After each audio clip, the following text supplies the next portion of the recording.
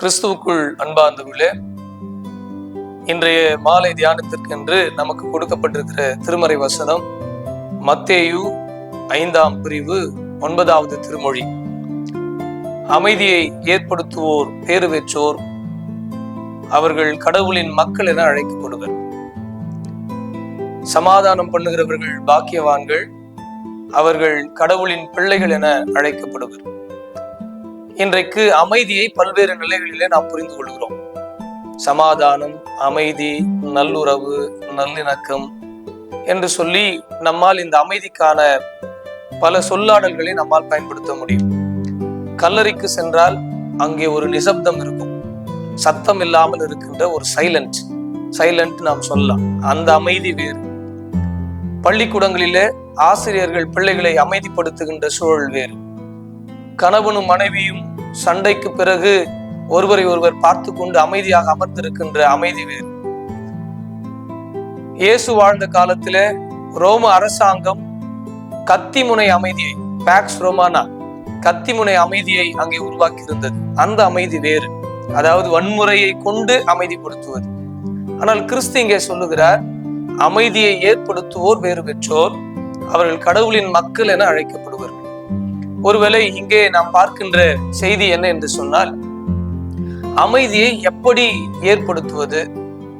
முதலாவது, அமைதியை ஏற்படுத்துவோர் தங்களுக்குள் அமைதியை ஏற்படுத்த தெரிந்திருக்க வேண்டும். ஒரு அழகிய கதை ஒன்று உங்கள் எல்லாருக்கும் தெரிந்த ஒரு கதை இருக்கிறது. உலக அமைதியை குறித்து ஒரு ஓவியத்தை வரைய வேண்டும் என்று சொல்லி பணிக்கப்படுகிறார்கள்.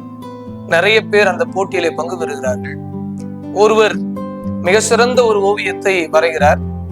அழகிய தோட்டம், ஒரு மனிதர் எதையெல்லாம் ஆசைப்படுவாரோ அது எல்லாம் அவர் வீட்டை சுற்றிலும் இருந்தது. கார் இருந்தது, அழகான பூங்கா இருந்தது, அழகான நீர்வீழ்ச்சி இருந்தது, அழகான தோட்டங்கள் இருந்தன.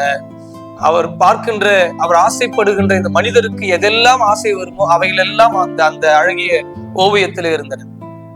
அதை பார்க்கிற மனிதர்களுக்கெல்லாம் இப்படி இருந்தா நம் வாழ்க்கையில் அமைதி கிடைத்து விடும் என்று சொல்லி நம்புகிற அளவுக்கு அந்த ஓவியம் இருந்தது. இரண்டாவது ஓவியம் எப்படி இருந்தது என்றால், ஒரு அருவி, கொட்டுகிற அருவி, சத்தமாய் கொட்டுகிற அருவி. அதற்குள் ஒரு மரக்கிளை செல்லுகிறது. அந்த மரக்கிளைக்குள் ஒரு கூடு இருக்கிறது. அந்த கூட்டிற்குள் ஒரு குருவி குஞ்சு நிம்மதியாக உறங்கி கொண்டிருக்கிறது. ஒருவேளை வந்த அந்த நடுவர் இந்த குருவி கூட்டிற்கும் அதில் படுத்திருந்த அந்த குருவி குஞ்சுக்குமான ஓவியத்திற்கு முதல் பரிசு வழங்குகிறார். இந்த சிறிய கதையிலிருந்து நாம் புரிந்து கொள்கிற செய்தி என்ன? நாம் மனித வாழ்க்கையில் நாம் எப்படி அமைதியை புரிந்து கொள்கிறோம்? எல்லாம் இருந்து விட்டால், நான் ஆசைப்படுகிற எல்லாம் இருந்து விட்டால் எனக்கு அமைதி கிடைத்து விடும் என்று நாம் சொல்லுகிறோம். ஆனால் அது அப்படி அல்ல. ஒருவேளை நான் ஒரு மொபைல் போன் வாங்கணும் அப்படின்னு சொல்லி ரொம்ப நாளா எதிர்பார்த்திருக்கிறேன். அந்த மொபைல் போன் வாங்குறேன். அருகில் இருக்கிற ஒருவர் என்னை விட மிக சிறந்த ஒரு ஐபோன் வைத்திருக்கிறார். அதை பார்த்த உடனே அது இருந்தா நல்லா இருந்திருக்குமே சொன்னா என்னுடைய அமைதி போய்விடும். அதனால்தான் கிறிஸ்து சொல்லுகிறார், என் அமைதியை வைத்து போகிறேன், என் அமைதியை விட்டு செல்லுகிறேன். அதை எடுத்துக்கொள்ள வேண்டியதும் எடுத்துக்கொள்ளாமல் இருப்பதும் உங்கள் கைகளில் இருக்கின்றன. ஒருவேளை உலகம் சார்ந்த அமைதி என்பது பொருட்களிலே வைக்கப்படுகின்றன. ஆனால் கிறிஸ்துவின் அமைதி என்பது இப்படி அருவி போல ஜோ என்று கொட்டுகின்ற, சத்தத்தோடு இருக்கின்ற, அதற்கு நடுவே படுத்து உறங்குகின்ற அந்த குருவி குஞ்சுக்கு இருக்கிற அமைதி நமக்கு இருக்க வேண்டும். இந்த உலகம் ஏகப்பட்ட இறைச்சல்கள் நிறைந்த உலகம்தான். அதற்குள்ளும் கிறிஸ்துவின் அமைதியை நாம் பெற்றுக் கொள்கிறோமா? எனவே அமைதியை ஏற்படுத்துகிறவர்கள் உங்களுக்குள் முதலில் அமைதியை ஏற்படுத்த கற்றுக்கொள்ளுங்கள். நிறைவை காணுகிற பொழுது அமைதி நமக்குள் வருகிறது. இரண்டாவது, எனக்கும் இன்னொருவருக்கும் இருக்கின்ற அமைதியை நான் எப்படி உருவாக்கி கொள்வது? சமாதானத்தை எப்படி உருவாக்கி கொள்வது? ஏசா, யாக்கோபு இருவரும் ஆசிக்காக போட்டி போட்டுக் கொள்கிறார்கள். இருவரும் அமைதி எழுந்த சூழலில இவர் தன் சகோதரனை பிரிந்து, தன் அண்ணனை பிரிந்து ஒரு இடத்துல அவர் இருக்கிறார், இவரும் இங்கே இருக்கிறார். ஆனால் ஒரு காலம் அவர்களுக்கு ஒரு பாடத்தை கற்பிக்கிறது. இந்த ஆசைகளை விட, இந்த சொத்துக்களை விட சகோதரன் உறவு என்று சொல்லி இருவரும் முனைந்து வந்து அமைதியை ஏற்படுத்திக் கொள்கிறார்கள். உன் முகத்தை பார்க்கிற பொழுது கடவுளின் முகத்தை பார்ப்பது போல் இருக்கிறது என்று இவர் சொல்லுவதும், எல்லாவற்றையும் முன்னிறுத்தி நீ எல்லாவற்றையும் எடுத்துக்கொள், எனக்கு உன் உறவுதான் முக்கியம் என்று சொல்லி யாக்கோபு சொல்வதும், இந்த அமைதி என்பது இன்றைக்கு நம்மிடையே இல்லாத ஒரு அமைதி. ஏதோ ஒன்றிற்காக, அழிந்து போகின்ற ஒன்றுக்காக கடவுள் தந்திருக்கின்ற அழகிய உறவுகளிலே நாம் சமாதானத்தை இழந்து போகிறோம். ஒருவேளை எதிர்பார்ப்புகள் அடுத்த அமைதி சீர்குலைவுக்கு காரணமாக அமைகிறது. நீங்கள் எதிர்பார்ப்புகளை குறைத்து கொண்டால் சக மனிதரிடம் நம்மால் இந்த அமைதியை ஏற்படுத்திக் கொள்ள முடியும். நாம் ஏற்படுத்திக் கொள்வதோடு பிறருக்குள்ளும் அந்த அமைதியை ஏற்படுத்த முடியும் என்கின்ற இந்த கருத்தமைவை நாம் கற்றுக்கொள்ள கடவுள் நம்மை அழைக்கின்றார். மூன்றாவது, எனக்குள் அமைதியை ஏற்படுத்தவும் பிறருக்குள் அமைதியை ஏற்படுத்தவும் மற்ற இரண்டு தரப்பினருக்குள் எவ்வாறு அமைதியை ஏற்படுத்துவது?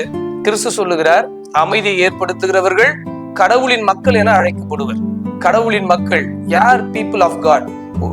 Who is God? People of God. யார் கடவுளின் மக்கள் அப்படின்னு நம்ம யோசித்து பார்த்தோம் என்றால், ஒருவேளை யாத்திராகமத்தில 3ஆம் அதிகாரம் 7வது திருமொழி சொல்லுகிறது, எகிப்தில் என் மக்கள் படுகின்ற துன்பம். நாம் எல்லாம் புரிந்து கொள்வதுண்டு, கடவுள் எல்லாரும் கடவுளின் மக்கள் இல்ல. அங்கே கடவுள் பிரித்து பேசுகிறார்.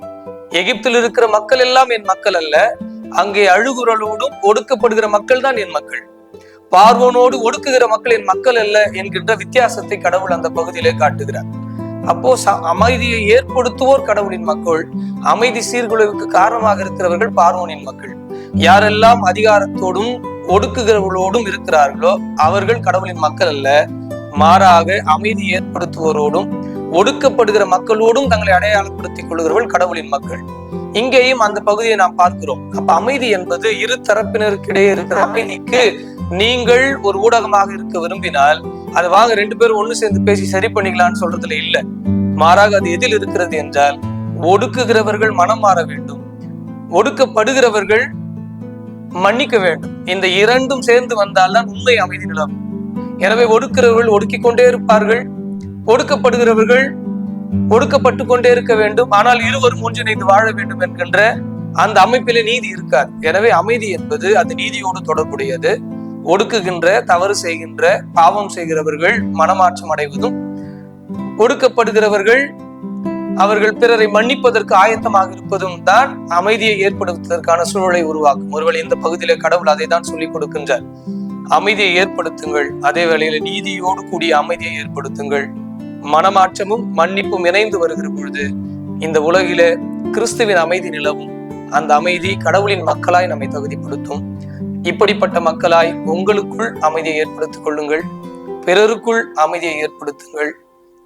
எங்கெல்லாம் முரண்பாடுகள் இருக்கிறதோ அங்கெல்லாம் நீதியையும் மன்னிப்பையும் கொண்டு அமைதியின் தூதுவர்களாய் நீங்கள் மாறுங்கள்.